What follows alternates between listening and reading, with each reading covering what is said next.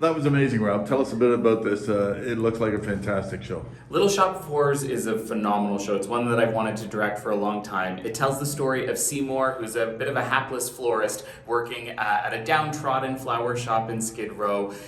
He finds this mysterious plant and sort of starts nursing it, and as it grows, it has a thirst for blood, which leads to a lot of hilarity and dark comedy and some amazing Motown music. So it's based on the 1960 film, which was then made into a musical version of the film in the 80s, starring Rick Moranis, which folks might know, but to know that the musical version is a little bit darker than the film version, so be prepared to come and laugh at a giant puppet that eats people. Downtown, where relationships are now gone. Down on Skid Row. Down on Skid Row. Down on Skid Row. Down on Skid Row. Poor. All my life I've always been poor. I keep asking God what I'm for.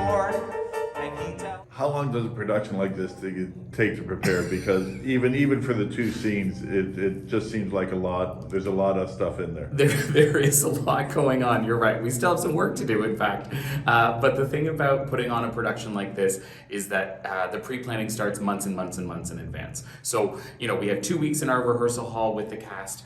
We have a week of tech in the theater to get all the lights and sound in place. But like all the shows at the Capitol, without those sort of previous months of planning, we wouldn't be able to achieve anything in that amount of time. So, as of announcing the season, basically, our designers and directors start working on preparing the shows to get onto the stage.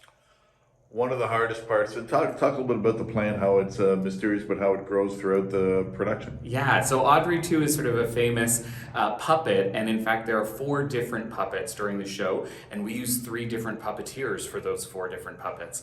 And so as Audrey 2 grows, by the end, she needs to be able to eat people. And so for us to be able to get to that place, there's a few steps along the way. And each step to make a plant animate, we're not talking about electronics or any kind of animatronics. We're just talking about a human inside making all of the magic happen. So there's a lot of rehearsal to match that to the voice of the plant, which is also backstage. But there are 4 different Audrey puppets that you'll see as she grows throughout the show. Might be a different question to ask, but is it pretty hard to direct a plant? It is pretty hard to direct a plant. The hardest thing actually that we found in tech is that we're actually talking to 2 different places because the voice of the plant is in a totally separate space than the physical plant is. And so them trying to sort of figure out how to link up and sync up. And, if you come and see the show, you will think that it's all one body because it seems so connected. But in fact, rehearsing those bits and getting all of those pieces connected has been a real challenge, but a fun one. Big challenge with a number of people in the performance. Getting together, it's great, and I just wonder the work involved in that and getting the people and where are they from. Yeah, we're really lucky that we have a pretty phenomenal cast of folks, some of whom are Capitol Theater favorites. So Amir Hayder was in Stag and Doe last summer. Tahirih Vejdani played Sleeping Beauty in our Panto this past year.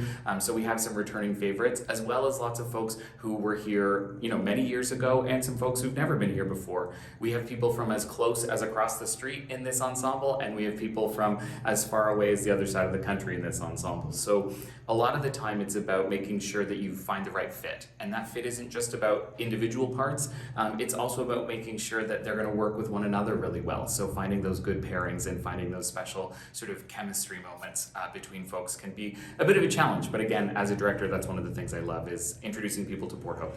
And last question, when does it start and how do people get tickets? Yeah, well, it kicks off tonight with our preview. Our official opening night is tomorrow night, August 12th. It runs until September 3rd, and people can get tickets at capitoltheater.com or 905-885-1071. Stop that thing, get on my pal. The guy sure looks like bad food to me. The guy sure looks like bad food to me. The guy sure looks like bad food to me.